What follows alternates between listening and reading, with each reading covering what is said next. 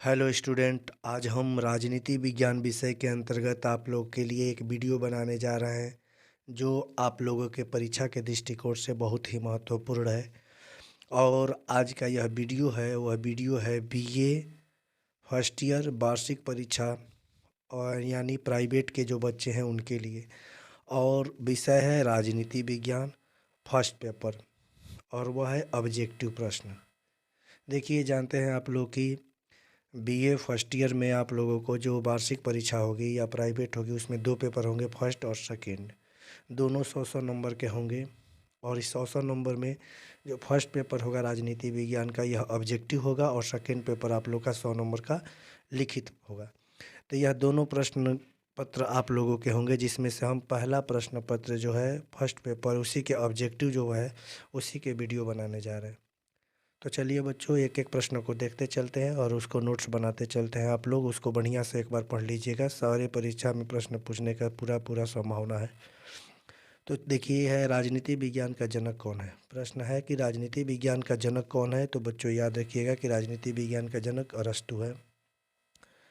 फिर है कि राजनीति विज्ञान का जन्म किस देश में हुआ। जो राजनीति विज्ञान विषय है इसका जन्म किस देश में हुआ। तो बच्चों याद रखिएगा, प्राचीन यूनान में। प्राचीन यूनान में राजनीति विज्ञान का जन्म हुआ था। फिर है कि अरस्तु के किताब का नाम क्या था जिसमें राजनीति विचार दिया था। अरस्तु के जानते हैं राजनीति विज्ञान का जनक है। और अपने वो किस किताब के कारण राजनीति विज्ञान का जनक हुआ और राजनीतिक विचार कहाँ पर दिया था, तो उसकी किताब का नाम था द पॉलिटिक्स। यही वह किताब है जिसमें उसने अपना राजनीति संबंधी विचार दिया था। फिर है कि अरस्तु के गुरु कौन थे। जो अरस्तु थे उसके गुरु कौन थे। तो बच्चों, अरस्तु के गुरु का नाम था प्लेटो। प्लेटो अरस्तु के गुरु थे। फिर पूछा है कि प्लेटो के पुस्तक का नाम क्या था। जो कई बार पूछ देता है कि प्लेटो जो उसके गुरु थे उसके पुस्तक का नाम क्या था। तो बच्चों याद रखिएगा, रिपब्लिक। द रिपब्लिक उनके पुस्तक का नाम था। फिर है कि राजनीति विज्ञान का संबंध है। जो राजनीति विज्ञान विषय है इसका संबंध किससे है। हर विषय का अपना अपना संबंध होता है। तो राजनीति विज्ञान जो विषय है उसका संबंध किससे है। तो कानून से, सरकार से, राज्य से, उपरोक्त सभी। तो याद रखिएगा, उपरोक्त सभी सभी से इसका संबंध है। किसने कहा कि राजनीति विज्ञान का शुरू और अंत राज्य से होता है। पूछा है कि किस विचारक ने कहा था कि जो राजनीति विज्ञान होता है उसका प्रारंभ और अंत राज्य से होता है। तो यह है गार्नर। गार्नर का कहना है कि राजनीति विज्ञान का प्रारंभ और अंत राज्य से होता है। फिर है कि राजनीति का पर्यायवाची अंग्रेजी का शब्द पॉलिटिक्स। जानते हैं कि राजनीति की अंग्रेजी पॉलिटिक्स होती है। किस यूनानी शब्द से बना है। वह किस यूनानी शब्द से बना था। तो वह है पोलिस। जानते हैं कि पोलिस एक यूनानी शब्द है और इसी यूनानी शब्द से पॉलिटिक्स बना। पोलिस से पॉलिटिक्स बना और पॉलिटिक्स से राजनीति बन गया। ठीक है। फिर है कि राजनीति विज्ञान को एक मास्टर साइंस कहा रहा है कि किसने राजनीति विज्ञान को एक मास्टर साइंस का मतलब सर्वोच्च विज्ञान किसने कहा। तो राजनीति विज्ञान को मास्टर साइंस अरस्तु ने कहा था। ठीक है, कहा था कि यह सर्वोच्च विज्ञान है। फिर है कि दैवीय उत्पत्ति के अनुसार राज्य बनाए गए थे। जो देखिए, राज्य की उत्पत्ति के बहुत सारे सिद्धांत पढ़ेंगे। सामाजिक समझौतावादी सिद्धांत, शक्ति का सिद्धांत, विकासवादी सिद्धांत, ऐतिहासिक सिद्धांत, मात्र सत्तात्मक सिद्धांत, दैवीय। उसी में से ये है दैवीय सिद्धांत। यानी राज्य की उत्पत्ति का जो दैवीय सिद्धांत है वो क्या मानता है कि राज्य कैसे बने हैं। तो वो ईश्वर द्वारा। ठीक है, याद रखिएगा कि ये ईश्वर द्वारा राज्य की उत्पत्ति को मानते। कहते हैं कि ईश्वर ने ही राजा को बनाया है, राज्य को ईश्वर ने बनाया है। और इसके जनक कोई पूछ दे कि इसका जो राज्य की उत्पत्ति का दैवीय सिद्धांत है इसका सिद्धांतकार कौन है। तो याद रखिएगा, मनु ने कहा था कि ब्रह्मा ने आचार्य मनु को क्या भेजा था। ईश्वर ने राजा बनाकर भेजा कि जाइए, दुनिया में हाहाकार मचा हुआ है उसको शांत कीजिए। ठीक है। व्यवहारवाद के जनक कौन है। जानते हैं कि राजनीति विज्ञान को विज्ञान बनाने का प्रयास किया गया और वह था व्यवहारवाद, जो द्वितीय विश्व युद्ध के बाद आता है। और उसके जनक कौन है। तो डेविड स्टन। ऑफलाइन क्लास में बढ़िया से पढ़ाया जाता है कि व्यवहारवाद क्या है। फिर है कि कल्याणकारी राज्य सुनिश्चित करता है। जो कल्याणकारी राज्य है वो सुनिश्चित करता है। तो बच्चों याद रखिएगा, जो भी कल्याणकारी राज्य होते हैं सामाजिक, आर्थिक, राजनीतिक हित सुनिश्चित करते हैं। जानते हैं कि सारे लोकतांत्रिक सरकार एक कल्याणकारी राज्य होते हैं और सामाजिक, आर्थिक और सामाजिक हित के बारे में हमेशा बात करते हैं। वो हर तरह से सुविधा उपलब्ध कराने का प्रयास करते हैं। फिर है कि निम्न में से कौन सा उत्तर व्यवहारवाद से संबंधित नहीं है। देखिए, अभी बताया ना, विज्ञान बनाने का प्रयास किया तो तकनीकी होगा ही, सत्यापन होगा ही, विशुद्धि, सभी विज्ञान के लक्षण है। परंपरा विज्ञान का लक्षण है। उत्तर व्यवहारवाद और व्यवहारवाद राजनीति को विज्ञान बनाने के प्रयास किया। तो परंपरा, रीति रिवाज सबको तो हटाएगा ही। तो वही बात कह रहा है कि ये उसका लक्षण नहीं है। उदारवाद का जनक कौन है? देखिए, एक सिद्धांत है राजनीति विज्ञान में उदारवाद, उसके जनक कौन है पूछा है। देखिए, इंग्लैंड के एक विचारक थे जॉन लॉक, और वही उसके जनक हैं। ठीक है, जॉन लॉक। और उदारवाद क्या है? उदारवाद एक ऐसा सिद्धांत था कि जो वहाँ के राजा के विरुद्ध एक सिद्धांत आया था। मतलब इंग्लैंड में राजतंत्र था, और राजतंत्र में राजा अकेले फैसला लेता था, सभी लोगों पर लागू था। उदारवाद कहता था कि नहीं, व्यक्ति की भी स्वतंत्रता होती है, व्यक्ति का भी कुछ अधिकार है, बोलने की आज़ादी है, इसके निजी जीवन है, इसके बारे में सोचिए। एक व्यक्ति आए और शासन करने लगे, ये गलत है। वही उदारवाद आया कि स्वतंत्रता की बात करने के लिए। फिर उदारवाद का मूल लक्षण है समानता। वो समानता की बात बोलता था कि सभी लोग समान है, कोई विशेष राजा नहीं है, कोई छोटा नहीं है, सब लोग एक समान है। और वही आज देन है कि आज जानते हैं प्रजातंत्र, उसी उदारवाद से धीरे धीरे प्रजातंत्र का जन्म हो गया। और आज संसद की जो हम लोग देखते हैं कि लोकसभा, राज्यसभा, लोकसभा में व्यक्ति चुन कर जाते हैं, उसी उदारवाद के लक्षण के कारण।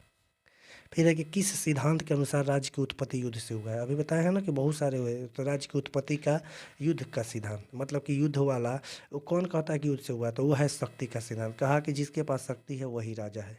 ठीक है, ये युद्ध से हुआ है। ठीक है, वो कहा कि राजा मतलब एक आया और युद्ध किया और सबको पराजित कर दिया और राजा बन गया। यानी शक्ति का सिद्धांत, जिसके पास शक्ति हुआ राजा। फिर है कि राज्य का विकास हुआ है, निर्माण नहीं। ये कौन सा राज्य की उत्पत्ति वाला है? तो ये विकास का सिद्धांत है। और कह रहा है कि राज्य का विकास हुआ है, निर्माण नहीं। तो ये कौन है? Herbert Spencer. हर्बर्ट स्पेंसर कहे कि राज्य का विकास हुआ है, निर्माण नहीं हुआ है। फिर है समाजवाद शब्द का प्रयोग सर्वप्रथम किसने किया? जो समाजवाद शब्द है, जानते हैं समाजवाद का मतलब होता है कि उत्पादन के साधनों पर राज्य का नियंत्रण। इसका सर्वप्रथम प्रयोग किसने किया था? तो रॉबर्ट ओवेन ने किया था। रॉबर्ट ओवेन ने किया था। हाब्स की पुस्तक का नाम क्या है जिसमें सामाजिक समझौता? तो देखिए, उसकी किताब का नाम यहाँ पर गलती हो गया है बच्चों, याद रखिएगा। यहाँ पर याद रखिएगा, लेवियाथन। नोट्स बना लीजिएगा आप लोग। हाब्स की किताब का नाम था लेवियाथन। बार बार पूछेगा, first year, second year, third year, हर जगह पूछेगा कि हाब्स की किताब का नाम क्या था। तो हाब्स की किताब का नाम था लेवियाथन। इसी किताब में उसने सामाजिक समझौता कहा था कि राज्य की उत्पत्ति सामाजिक समझौते के परिणाम स्वरूप हुई है। तो वही है कि लेवियाथन। ठीक है, फिर है कि किसने कहा राज्य एक संयुक्त सुरक्षा कंपनी है? राज्य को एक संयुक्त सुरक्षा कंपनी, सुरक्षा कंपनी का मतलब एक सुरक्षा करने वाली एजेंसी है, राज्य कुछ है नहीं। वो कह रहा था कि इसलिए राज्य विद्यमान है कि अपराध विद्यमान है। जिस दिन अपराध समाप्त होंगे उस दिन राज्य समाप्त हो जाएगा। कहने का मतलब कि राज्य का उत्पत्ति ही हुआ है सुरक्षा करने के लिए। जिस दिन कोई अपराध नहीं रहेगा, राज्य का काम ही खत्म हो जाएगा। तो ये था हर्बर्ट स्पेंसर। इसी ने कहा था कि राज्य की उत्पत्ति एक राज्य सुरक्षा कंपनी के रूप में।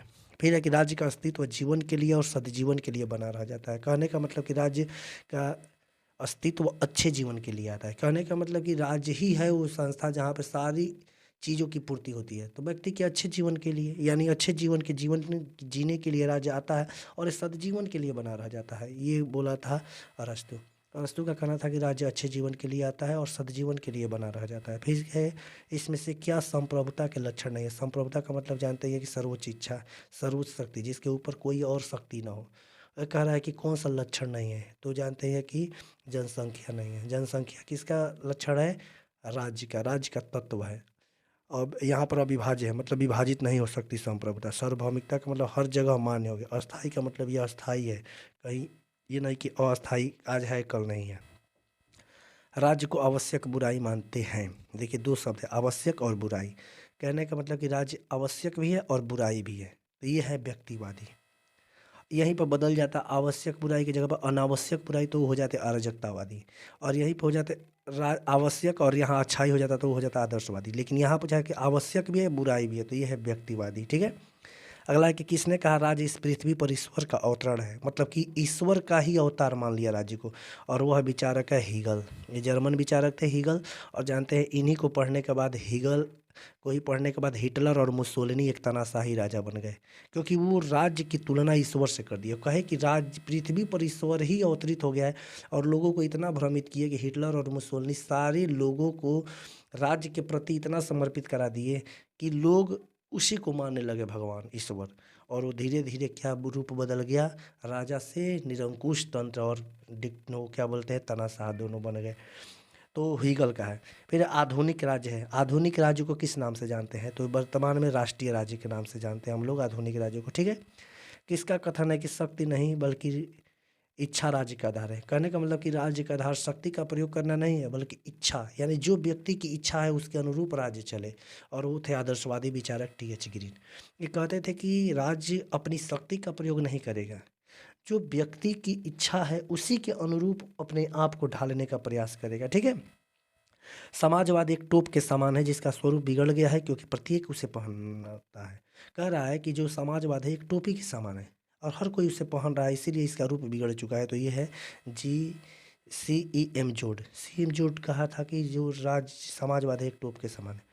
अतिरिक्त मूल्य के साथ, अतिरिक्त मूल्य का मतलब जानते हैं आप लोग क्या है? अतिरिक्त मूल्य का मतलब होता है कि जो पूंजीपति श्रमिक से काम कराता है तो काम के बदले दाम नहीं देता है, कुछ कटौती कर लेता है और वही अतिरिक्त मूल्य है। उसी अतिरिक्त मूल्य का सिद्धांत किसने दिया था? तो कार्ल मार्क्स। कार्ल मार्क्स पूंजीवाद के विरुद्ध इसीलिए कर रहे थे कि जो पूंजीपति वर्ग है श्रमिकों का क्या करते हैं? शोषण करते हैं। समाज में दो वर्ग होते हैं, एक पूंजीपति एक श्रमिक।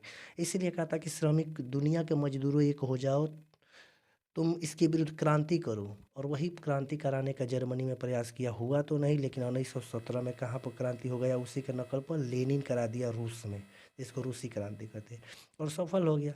यानी अतिरिक्त मूल्य जो होते हैं पूंजीपति लूट लेते हैं लोगों श्रमिकों से, ठीक है। अगला है मार्क्स का अंतिम लक्ष्य क्या था? जो मार्क्स क्रांति कराना चाह रहा था तो उसका अंतिम लक्ष्य क्या था?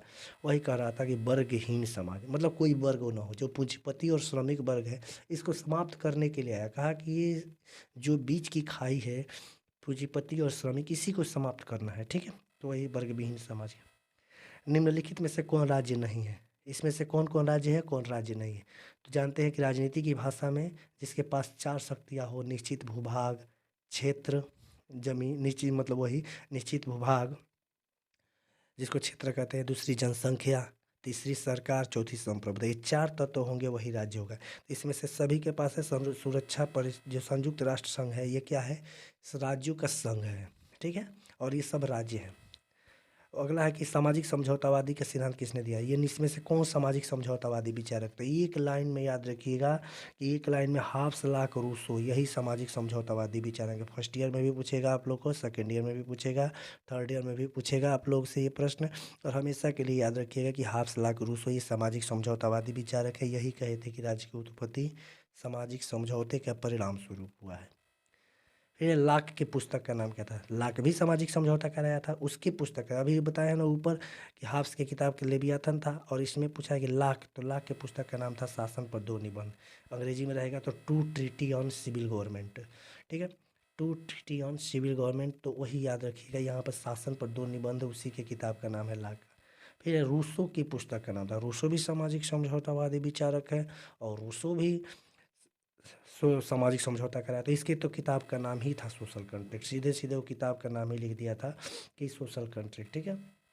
अगला है कि इसमें से कौन सा राज्य नहीं है? फिर से वही प्रश्न पूछा, लेकिन अंतर दिखना है क्या है। इसमें से कौन राज्य नहीं है? तो उत्तर प्रदेश राज्य नहीं है। अब देखिए कंफ्यूज हो जाएंगे आप लोग, उत्तर प्रदेश तो राज्य है, हम लोग जानते हैं नहीं। उत्तर प्रदेश एक प्रांत है, किसके भाषा में? राजनीति शास्त्र की भाषा में। राज्य होने के लिए चार तत्व, और उत्तर प्रदेश के पास जो चौथा है संप्रभुता, वो नहीं है। संप्रभुता उत्तर प्रदेश या बिहार जो भी राज्य है उसमें कहाँ पर रहती है? राज्यपाल के पास। संप्रभुता का मतलब अंतिम हस्ताक्षरकर्ता जो होता है, अंतिम जिसके नाम से सब कुछ होता है, वही संप्रभु है, और वो है राज्यपाल। और राज्यपाल कहाँ से लेता है शक्तियाँ? केंद्र सरकार से। यानी संप्रभु राज्यपाल मुख्यमंत्री नहीं है, राज्यपाल है। राज्यपाल केंद्र सरकार के एक व्यक्ति है, इसीलिए सारी संप्रभु शक्तियाँ हमारे सेंट्रल के पास है। इसीलिए उत्तर प्रदेश एक प्रांत है, भारत एक राज्य है, ठीक है। बहुलवादी महत्व देते हैं, जो संप्रभुता के बहुलवादी सिद्धांतकार हैं, बहुल मतलब नाम से ही समझ में आ रहा है, किसको बल देते हैं?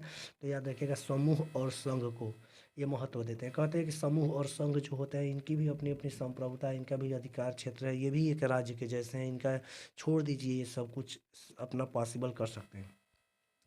फिर है कि लोकप्रिय संप्रभुता निवास करती है। जो लोकप्रिय संप्रभुता होती है वो कहाँ पर निवास करती है? तो लोकप्रिय संप्रभुता जानते हैं जनता में निवास करती है। ये रूसो का ही स्टेटमेंट है, उसी ने कहा था कि जो संप्रभुता है वो जनता ही है, और इसीलिए वो प्रत्यक्ष प्रजातंत्र का जनक भी माना जाता है।